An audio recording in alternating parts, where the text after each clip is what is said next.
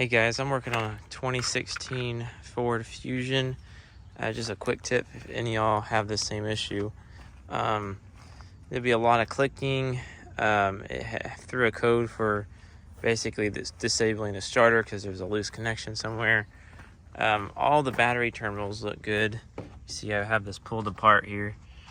If I pressed on this or pulled it, it would click on and off. I checked this was good. It actually ended up being this fuse here. I replaced it. It used to be red. I have dealership sells it black now.